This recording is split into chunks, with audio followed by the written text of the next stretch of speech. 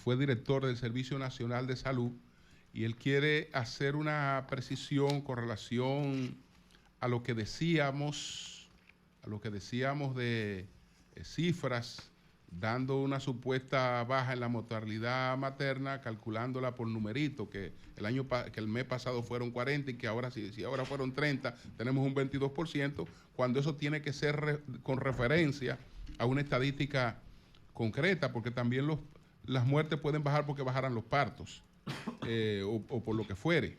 Entonces, pero aquí tenemos al doctor Rodríguez. Adelante, doctor. Buenos días, Julio, y a los amigos Nayib, Pedro, Manuel, María Elena. Saludos, doctor. Buenos días, doctor, buenos días. Bien, bien. Pues, digamos, reparando lo que habías anteriormente dicho respecto del tema de la manipulación de los datos estadísticos respecto a mortalidad materna, es así realmente. Es decir, tú no puedes comparar un periodo en términos absolutos. Es decir, el año pasado murieron 70 mujeres y hoy murieron 50. Y entonces bajamos X porcentaje en la mortalidad y todo lo que se ha planificado va caminando bien. No, porque la mortalidad materna hay que medirla en base al número de niños de nacidos vivos en el mismo periodo en que se está evaluando esa mortalidad materna. Es decir, que es contra nacido vivo. Si murieron 100 mujeres este año, ¿cuántos nacidos vivos tuvimos en ese mismo periodo? Porque los partos de natimuertos no se cuentan. Okay. Ni se cuentan tampoco la muerte materna no atribuida relacionada con el embarazo. Es decir, una mujer embarazada que muere en un accidente, pues esa no puede contarse porque no tiene que ver con el embarazo propiamente dicha. Ahí entran la muerte materna que tienen que ver con el embarazo propiamente dicho, con la atención del embarazo o que muere en el posparto en los primeros 42 días. Esas son las muertes que entran. De modo que es yo diría una burla, tal y como lo decías, en términos de que usted mida eso. Además, en un año solamente usted no puede pensar que su mortalidad materna ha bajado, porque por cosa del azar, en un año usted puede tener una mortalidad disminuida. Pero que resulta que para uno poder establecer eso a ciencia cierta, tiene que ver la tendencia que ocurre, por ejemplo, en los últimos 5 años, ¿cuál ha sido la tendencia? Es decir, si hay una tendencia a la baja, entonces usted puede asumir que ha mejorado la calidad, que las estrategias que se han establecido están dando su fruto, pero también nosotros podemos tener una disminución de la mortalidad materna en términos nominales per se, y no quiere decir que haya bajado la mortalidad materna si a la vez se ha producido una reducción desproporcionada de los nacimientos, que es lo que ha venido ocurriendo en la República Dominicana. Usted ve que se hace una estimación de, por ejemplo, este año esperamos que nazcan 160,000 niños y resulta que al final solamente nacen 120,000 niños. Entonces, si usted ha bajado en términos absolutos, digamos 15 muertes, lo más probable es que eso no implique una baja de la mortalidad, que al contrario, puede haber subido la mortalidad materna. De modo que las estadísticas tienen que darse con los procedimientos y la metodología exacta, no estar jugando a los números independientes ni estar midiendo trimestre contra otro trimestre. Eso no es una fórmula adecuada. Doctor, aunque se pueda ampliar sobre el tema, quiero pasar a otro tema que es muy importante también, conocer su opinión sobre el nuevo protocolo que se va a aplicar ahora en los hospitales con relación a los inmigrantes. El presidente explicó que se les va a pedir un documento de identidad, una carta de trabajo, dirección. Si están en condición ilegal, serán atendidos, que se va a establecer una tarifa única y luego se harán deportados. Y bueno, si están en situación regular, no hay ningún problema. ¿Es aplicable esto? ¿Cuál es su opinión? Bueno, yo pienso que el tema es la regulación migratoria. Es decir, en los hospitales no se va a regular la migración de los haitianos, porque una vez lleguen a los hospitales, por humanismo puramente sí y simple, hay que atenderlos Actualmente se registran los nacimientos de esa parturienta haitiana. Incluso en el famoso libro rosado se anotan ahí los nacimientos de extranjeros, incluyendo pues nacionales haitianos que son la mayoría. Bueno, entonces el tema de ponerle tarifa, bueno, yo no sé hasta dónde eso sería factible, porque si no tiene dinero para pagar, ¿quién va a pagar el dinero? Seguirá financiándolo el Estado, porque una vez que esté ahí, si no tiene dinero, no le va a negar por falta de dinero la atención. Sí es posible que se tenga una regulación que una vez que se da la atención, pues esa persona en las condiciones adecuadas pueda transportarse de nuevo a la frontera, a su país.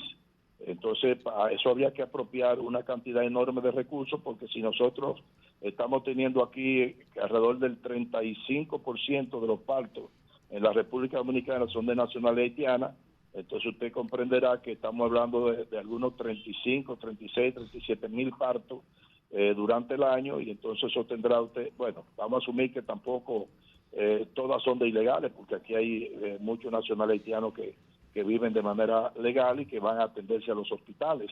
Entonces hay que discriminar ahí el que es legal y del que está en forma ilegal. De modo que eso podría aportar algo en términos de que se va a conducir a esa persona, pero por otro lado no creo que eso aporte mucho. Doctor, ¿se han hecho algunas críticas al funcionamiento de los hospitales? Hay quienes hablan de un cierto retroceso. ¿Cuál es la situación? Bueno, realmente una de las partes débiles que ha tenido el gobierno ha sido todo el tema del sistema de salud. Todo ha tenido para mí una regresión. Si nosotros nos vamos a lo que le corresponde al Ministerio de Salud Pública, que son pues las famosas funciones esenciales de un sistema de salud, en lo que respecta a la salud colectiva, nosotros hemos tenido un retroceso. Hoy en día nosotros no sabemos cuál es la cobertura de vacunación, es decir, de enfermedades que nosotros hace 20, 25 años pues la eliminamos, pues nosotros hoy no sabemos cuál es la cobertura, y por eso hay que intensificar la vacunación masiva de esa vacuna que usualmente nosotros habíamos tenido, que hemos sido exitosos. Yo te puedo mencionar, por ejemplo, la difteria, que aunque no estaba erradicada, pues los números eran 1 o 2 casos en el año que se presentaban, porque la mayoría de los niños estaban vacunados contra eso, y algunos casos de eso se daban en nacionales haitianos. Nosotros eliminamos lo que fue el tétano neonatal. Bueno, si aparece algún caso, bueno, ahí afecta el tema de los nacionales haitianos. Nosotros hemos tenido un incremento de los casos de rabia, que pasa desapercibido. Hace años que nosotros no teníamos rabia humana, y se ha tenido últimamente casos de rabia humana. Eso quiere decir que no ha habido un control efectivo sobre la vacunación de perros callejeros y detección y todo el mecanismo que tiene que ver con el protocolo en el caso de mordedura, sobre todo ya sea de perros o de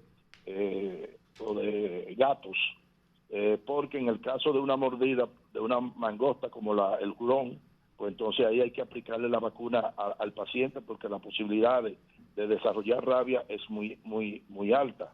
Hoy tenemos una amenaza con respecto al tema del sarampión, es decir, el sarampión luego de la pandemia ha vuelto a resurgir. Como se descuidaron todos los sistemas de vacunación, fíjese hasta que en el propio Estados Unidos ha habido en varios sitios brotes de sarampión, de modo que por el flujo que tenemos, si no tenemos una cobertura adecuada al sarampión, nosotros podemos tener de nuevo casos de sarampión.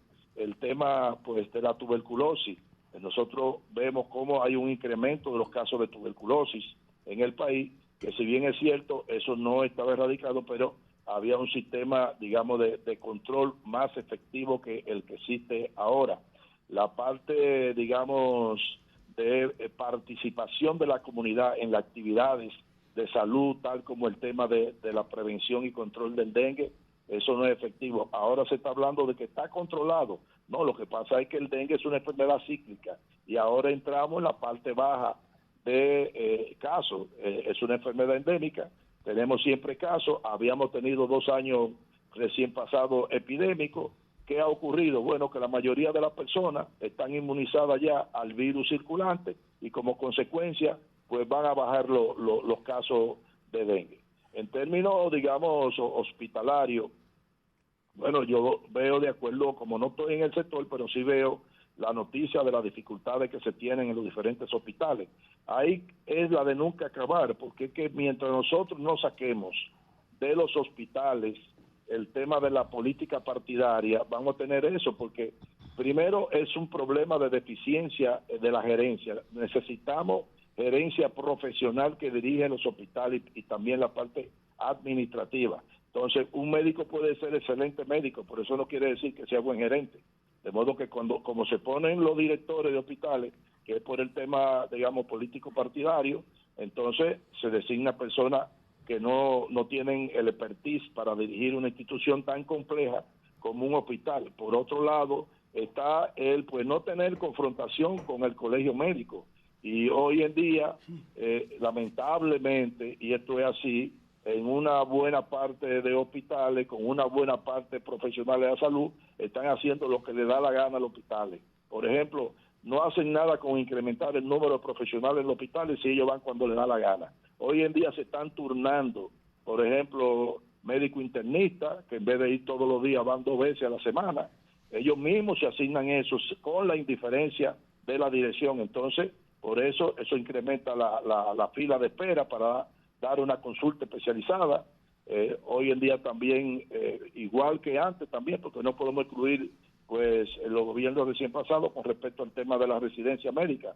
Usted ve cómo se están incrementando residencias médicas en hospitales que no tienen las condiciones para formar profesionales especialistas. Entonces después tenemos especialistas que no tienen competencia y están haciendo desastre ya en el mercado del área de la salud.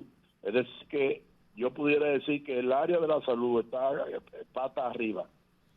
Bueno, hay un tema del que me han hablado algunas personas con bastante información con relación a eso, que es la cantidad de equipos nuevos abandonados.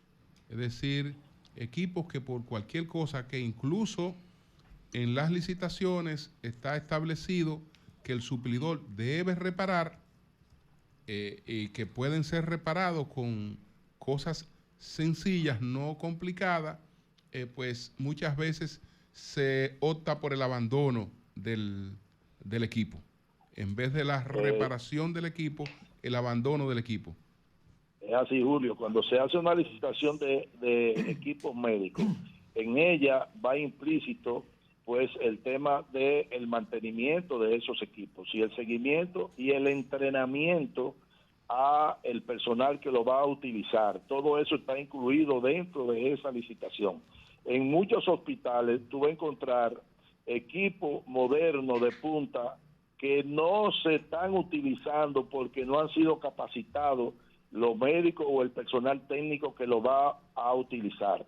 Entonces, eso no está ni siquiera dañado, se van a dañar por desuso, porque no se han capacitado. O por otro lado también, cualquier, digamos, desperfecto, pues tiene que haber.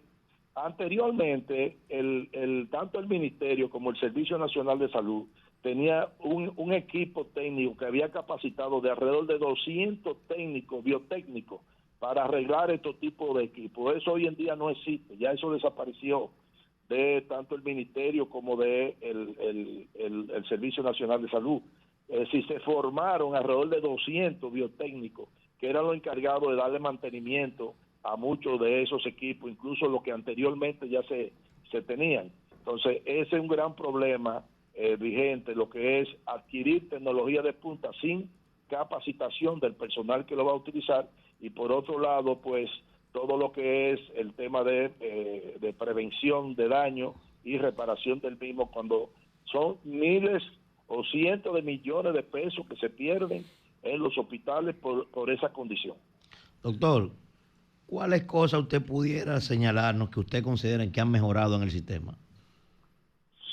Bueno, mira, oye bien, tú sabes que yo no pertenezco a ningún partido ni nada de eso. Por eso le hago la pregunta a usted, precisamente. Bien, la verdad es que yo no puedo identificar una cosa que yo diga, mira, en esto se ha mejorado. Yo no puedo identificarla. En esto o está igual o está peor en la mayoría de los casos. Incluso, fíjate, es penoso con el tema de la necesidad de sangre que tiene este país, el tema del hemocentro. Es decir, eso se dejó totalmente equipado y totalmente listo, con una infraestructura moderna, con capacitación de todo el personal, con el diseño de la política de poder captar el número de pintas de sangre que se necesitan para el país completo, no para la capital, para el país completo.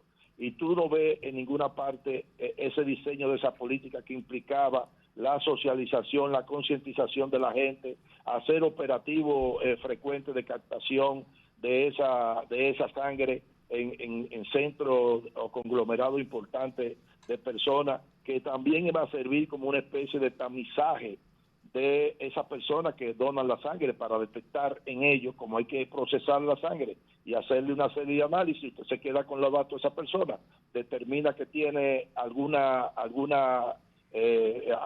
enfermedad o algún virus, alguna bacteria, en fin, y entonces usted capta a esa persona para darle el tratamiento. Eso se ha echado al olvido y ahí prácticamente no se está haciendo nada.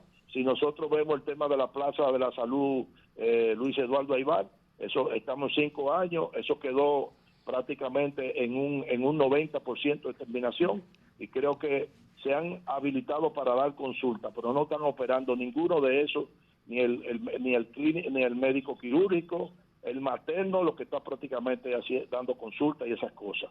Pero en definitiva eso se ha quedado rezagado.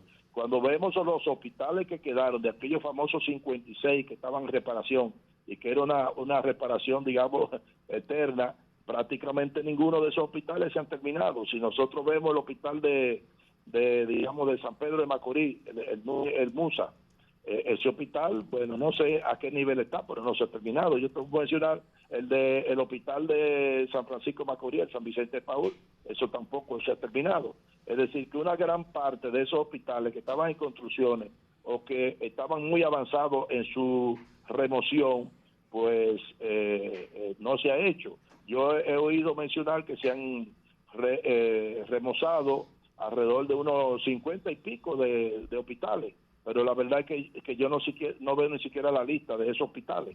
Son igual que se han remozado más de 400 unidades de atención primaria, pero nosotros no vemos en ningún lado cuál es la lista de esas unidades de atención primaria y en qué ha consistido. Si nos vamos al tema de implementación de atención primaria, en eso no se ha avanzado absolutamente nada. Nosotros seguimos igual porque no ha habido, si ustedes mejor que yo saben que si no hay una asignación presupuestaria, por más que se hable, no se va a hacer. Y no ha habido una asignación presupuestaria para el desarrollo de la atención primaria y sobre todo un primer nivel de atención con capacidad para atender a la gente. Eso no se ha avanzado nada. Bueno, pues muchas gracias al doctor Nelson Rodríguez Monegro. Gracias, que fue director del Servicio Nacional de Salud. Gracias, doctor. Qué respuesta. Gracias. Cambio y fuera.